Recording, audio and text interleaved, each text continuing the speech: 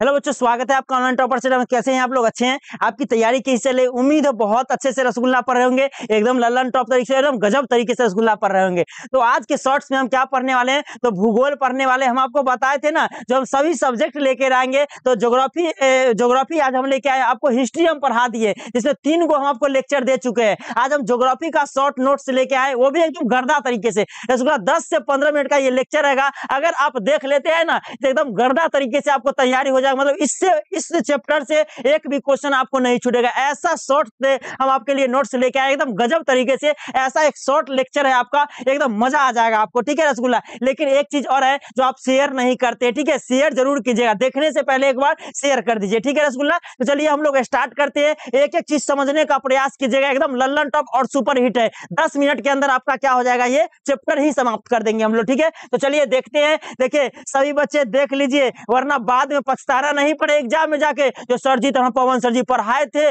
लेकिन क्या हुआ उस समय दिखवे नहीं किए थे, ऐसा कहना नहीं पड़े एग्जाम में रसगुल्ला। ठीक है, तो मानव भूगोल है, प्रकृति और विषय क्षेत्र के बारे में हम लोग इसमें जानेंगे। ठीक है, ये रहा। यहाँ पे देखते हैं, पहले हम लोग परिभाषा, यहाँ से क्वेश्चन बनता ही बनता है रसगुल्ला। तो पहले हम लोग जान लेते हैं परिभाषा के बारे में, जो क्या क्या परिभाषा दिया गया। ठीक है, देखिए तो यहाँ पे मानव भूगोल की जो परिभाषा दिया गया, मानव भूगोल की जो परिभाषा दिया गया, किसके द्वारा पहला दिया गया था? तो पहला दिया था रेटजेल। रेटजेल साहब क्या कहते हैं, जो मानव भूगोल जो है ना, मानव भूगोल, मानव समाज, जो मानव समाज जो होता है, मानव समाज और जो धरातल है, जो धरती के बीच संबंधों का संश्लेषित संश्लेषित मतलब क्या होता है? समाया हुआ अध्ययन है। ठीक है, कहने का मतलब क्या है, जो एक शब्द में कहेंगे तो प्रकृति और मानव के बीच जो संबंध स्थापित हो रहा है, इसी में जो अध्ययन किया जाता है, उसी को हम लोग क्या कहते हैं? मानव भूगोल कहा जाता है। ठीक है, क्या कहते हैं? मानव भूगोल। और मानव भूगोल के जनक कौन है? तो रेटजेल साहब को क्या कहा जाता है? मानव भूगोल का जनक कहा जाता है। इतना याद करके आपको रखना है। तो मानव भूगोल जैसे संश्लेषित आया तो क्या मारेंगे? रेटजेल। मानव भूगोल, मानव समाज और धरातल के बीच संबंधों का क्या है रसगुल्ला? संश्लेषित अध्ययन है। ये दिए कौन परिभाषा? रेटजेल साहब। अब उन्हीं के शिष्या थी एलन सी सेम्पल। तो सेम्पल साहब क्या परिभाषा देते हैं, जो मानव भूगोल अस्थिर पृथ्वी, मतलब पृथ्वी भी स्थिर नहीं है रसगुल्ला, पृथ्वी भी क्या कर रहा है? गति कर रहा है। और क्रियाशील मानव, मानव भी क्रिया कर रहा है। मानव कोई ना कोई काम तो रसगुल्ला कर ही ना रहा है, तो मानव भी क्रिया कर रहा है। तो क्रियाशील मानव के बीच परिवर्तनशील, और इसके बीच जो परिवर्तन हो रहा है ना, उसी के संबंधों का अध्ययन कौन कहे? Ellen Semple. कौन कहते हैं? एलन सेम्पल साहब कहते हैं। तो ये भी परिभाषा डायरेक्ट आपको दे दिया जाएगा, तो किसके द्वारा कहा गया था? तो याद रखिएगा, कौन? एलन सी सेम्पल के द्वारा कहा गया था। ठीक है, तीसरा कौन थे? तो विडाल डी ला ब्लासा। तो इनका भी बहुत इंपॉर्टेंट है। ये क्या परिभाषा देते हैं? हमारी पृथ्वी को नियंत्रित करने वाले भौतिक नियम। हमारी पृथ्वी को नियंत्रित कौन कर रही है? भौतिक नियम। जल हो गया, वायु हो गया, पर्यावरण, ये सब क्या कर रही है? नियंत्रित कर रही है। तथा इस पर रहने वाले जीव, और इस पर हम लोग क्या कर रहे हैं? रह रहे हैं। इस पर क्या कर रहे हैं? रह रहे हैं। के मध्य संबंधों के अधिक संश्लेषित ज्ञान से उत्पन्न, मतलब दोनों के बीच जो संघर्ष होता है, दोनों के बीच जो स्थिति बनती है, उससे जो ज्ञान उत्पन्न होता है, उसी का अध्ययन करना क्या कहलाता है? मानव भूगोल कहलाता है। ये कौन बताए? विडाल डी ला ब्लासा क्या किए? ये परिभाषा दिए। तो यहां से डायरेक्ट क्वेश्चन बनेगा। तीनों का तीनों परिभाषा आपको रसगुल्ला याद रहना चाहिए। ठीक है, तो सभी बच्चे को समझ में आ गया? चलिए, सभी बच्चे को समझ में आ गया होगा। ये रहा आपका फिर मानव भूगोल। अब यहां से भी क्वेश्चन बनता है रसगुल्ला, डायरेक्ट क्वेश्चन बनता है। मानव भूगोल का क्षेत्र और उपक्षेत्र से क्वेश्चन बनता है। तो याद करके रखिएगा, सामाजिक भूगोल, जो क्वेश्चन बनेगा ना, वही हम रसगुल्ला बताएंगे। पहला सामाजिक भूगोल। तो सामाजिक भूगोल का उपक्षेत्र कौन कौन सा है? तो पहला व्यवहारवादी भूगोल, सामाजिक कल्याण का भूगोल, उसका अवकाश का भूगोल, सांस्कृतिक भूगोल, लिंग भूगोल, उसके बाद ऐतिहासिक भूगोल और चिकित्सा भूगोल। ये सब किसके अंतर्गत आता है? ये सब सामाजिक भूगोल के अंतर्गत आता है रसगुल्ला। ठीक है, उसके बाद राजनीतिक भूगोल। राजनीतिक भूगोल में हम क्या क्या पढ़ते हैं? तो निर्वाचन के बारे में। तो निर्वाचन भूगोल और सैन्य भूगोल किसके अंतर्गत आता है? राजनीतिक भूगोल के अंतर्गत आता है, इसकी उपक्षेत्र है। ठीक है, उसके बाद क्या है? आर्थिक भूगोल। आर्थिक भूगोल में कौन कौन आएगा? तो संसाधन भूगोल, कृषि भूगोल, उसका उद्योग भूगोल, पर्यटन भूगोल और व्यापारिक भूगोल। ये सब किसके अंतर्गत आएगा? आर्थिक भूगोल के अंतर्गत। तो तीनों के बारे में अच्छे से कॉपी में उतारिएगा और डायरेक्ट चिपका दीजिएगा। कहाँ? दीवार पे चिपका दीजिएगा, आपको एकदम सब चीज कंप्लीट हो जाएगा। ठीक है, तो सामाजिक भूगोल, राजनीतिक भूगोल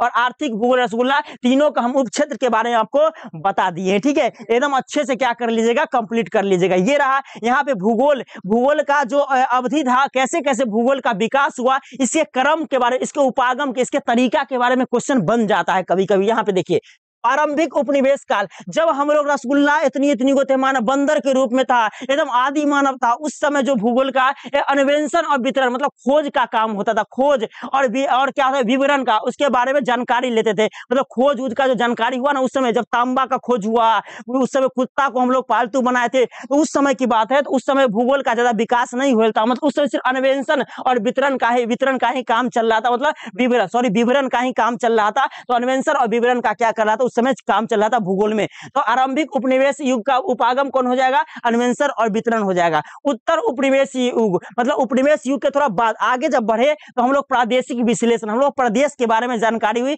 इसके बारे में विश्लेषण किए। उसके बाद अंतर युद्ध अवधि 1930 के दशक में क्या हुआ, क्षेत्रीय विभेदन हुआ। ठीक है, हम लोग क्षेत्रीय विभेदन के बारे में हम लोग जाने। ठीक है, उसके बाद क्या 1950 और 1960 के दशक में हम लोग स्थानीय संगठन के बारे में जाने, भूगोल को स्थानीय संगठन के रूप में हम लोग पहचानने लगे। उसके 1970 के दशक में हम लोग मानववादी विचारधारा, मूलवादी विचारधारा, व्यवहारवादी विचारधारा, ये सब का उदय हुआ। मानववादी में हम लोग क्या, मानव का जो अस्तित्व है इसके बारे में, मानव की कल्याण की बात किया जाता है। अमूलवादी में क्या किया जाता है, जो मानव की समस्या होती है ना, इसके गरीबी हो गया, भूखमरी हो गया, बेरोजगारी हो गया, इसके बारे में हम लोग क्या करते हैं, अध्ययन करते हैं। व्यवहारवादी में मानव का जो व्यवहार होता है ना, इसके बारे में अध्ययन किया जाता है। तो ये व्यवहारवादी विचारधाराओं का उदय हुआ। उसका 1990 के दशक में भूगोल में क्या हुआ, उत्तर आधुनिकवाद आया। क्या हुआ, आधुनिकवाद आया। इसमें किसमें आया, 1990 के दशक में। डायरेक्ट क्वेश्चन पूछ देगा 1990 के दशक का उपागम क्या था, तो डायरेक्ट ऑप्शन में ये रहेगा, उत्तर आधुनिकवाद। पूछ देगा 1970 के दशक का उपागम क्या था, तो डायरेक्ट मारेगा मानववादी, ये सब विचारधाराओं का उत्पन्न हुआ।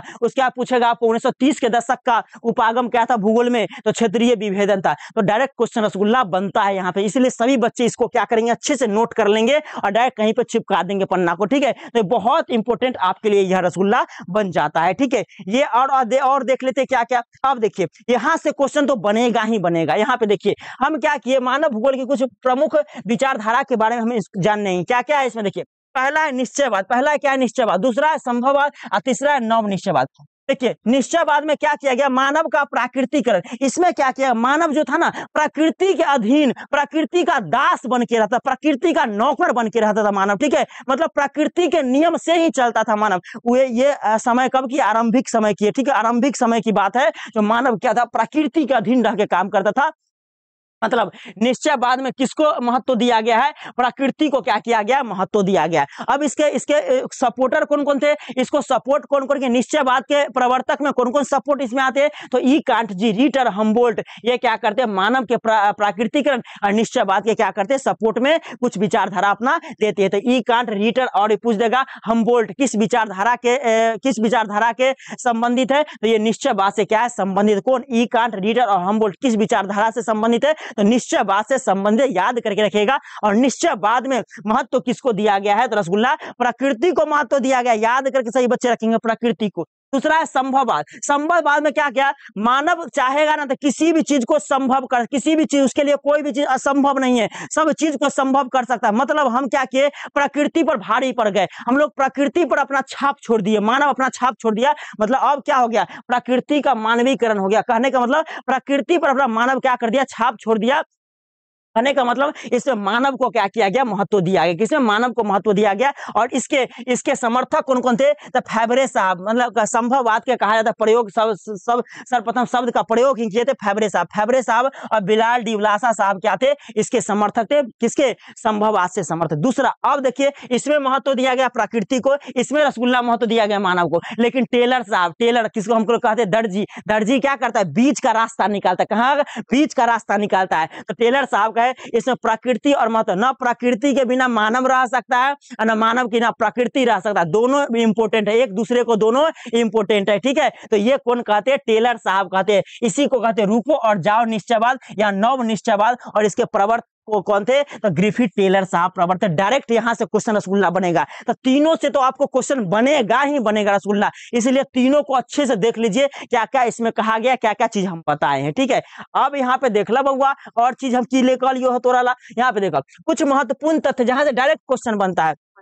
क्वेश्चन क्या बनेगा आपको, जो ज्योग्राफी शब्द दिया कौन, तो ज्योग्राफी शब्द देखिए, ज्योग्राफी भूगोल का जनक कहा जाता है हिकेटियस साहब को, लेकिन व्यवस्थित भूगोल का जनक कहा जाता है इरेटोस्थनीज साहब को, और वही इरेटोस्थनीज साहब ज्योग्राफी शब्द देते हैं। ठीक है, क्या देते हैं, ज्योग्राफी शब्द किसके द्वारा दिया गया, इरेटोस्थनीज साहब के द्वारा दिया गया, मतलब व्यवस्थित भूगोल का जनक किसे कहते हैं, इरेटोस्थनीज साहब को कहा जाता है। संभववाद शब्द का सर्वप्रथम प्रयोग अभी जस्ट बता है लुसियन फेवरे के द्वारा किया गया, किसके द्वारा, फेवरे के द्वारा, लुसियन फेवरे के द्वारा किया गया। डायरेक्ट आपको क्वेश्चन बनेगा, ये सब जो महत्वपूर्ण तथ्य दिए ना, इससे डायरेक्ट एग्जाम में ही क्वेश्चन डायरेक्ट बनता है। ठीक है, उसके बाद आधुनिक भूगोल का जनक किसे कहते हैं, रेटजेल साहब को कहा जाता है। पूछ देगा रेटजेल का जन्म कहां हुआ था, किस देश में, तो जर्मनी में। कहां हुआ था, जर्मनी में। उसके बाद एक और क्वेश्चन बनेगा, कॉस्मोस पुस्तक किसके द्वारा लिखा गया, हमबोल्ट किसके द्वारा, हमबोल्ट के द्वारा। इसमें कॉस्मोस और ब्रह्मास्त्र के, ये ब्रह्मांड के बारे में चर्चा की गई है, तो ये किसके द्वारा, हमबोल्ट के द्वारा रसगुल्ला लिखा जाता है। और क्या क्वेश्चन बन सकता है आपके एग्जाम में, उसके बाद एक क्वेश्चन पूछेगा, और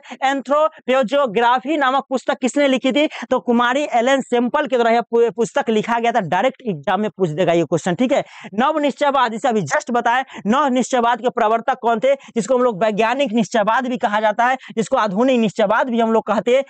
इसके प्रवर्तक कौन थे, ग्रिफिथ टेलर साहब क्या थे, इसके प्रवर्तक थे। और ये देखिए, मानव और पर्यावरण के बीच जो क्रिया हो रहा है, मानव और पर्यावरण के बीच जो क्रिया हो रहा है, उसमें सबसे महत्वपूर्ण कारक कौन निभा रहा है, तो टेक्नोलॉजी उसमें महत्वपूर्ण कारक निभा रहा है। तो आपको पूछ देगा, अन्योन्य जो क्रिया हो रहा है, एक दूसरे से जो क्रिया हो रहा है, इसके बीच पर्यावरण और मानव की, इसमें सबसे अधिक महत्वपूर्ण कारक कौन बन रहा है, टेक्नोलॉजी। कौन बन रहा है, टेक्नोलॉजी बन रहा है। ठीक है, ये इतना हम आपको क्या किए, देखिए अगर इतना आप पढ़ लेते हैं ना पहला चैप्टर से, तो आपको एक भी क्वेश्चन नहीं छूटेगा। अब देखिए ये आप गारंटी है, ठीक है, ये गारंटी हम देते हैं रसगुल्ला। तो सही बच्चे जितना ज्यादा से ज्यादा हो ये क्लास को शेयर करेंगे। एक चीज और हम बता दें, जब तक इस वीडियो पर 1K व्यू नहीं जाएगा, 1K व्यू नहीं जाएगा, तब तक हम ज्योग्राफी का दूसरा लेक्चर नहीं लेके आएंगे शॉर्ट नोट्स। ये क्योंकि हम बहुत आपके लिए काम कर रहे हैं, बहुत मेहनत कर रहे हैं, बहुत तपस्या करके ये बनाते हैं। ठीक है, आपके लिए तपस्या करके बनाया जाता है ये सब वीडियो, ये सब लेक्चर। इसलिए सही बच्चे कम से कम जितना से ज्यादा अधिक हो उतना ज्यादा शेयर करेंगे रसगुल्ला,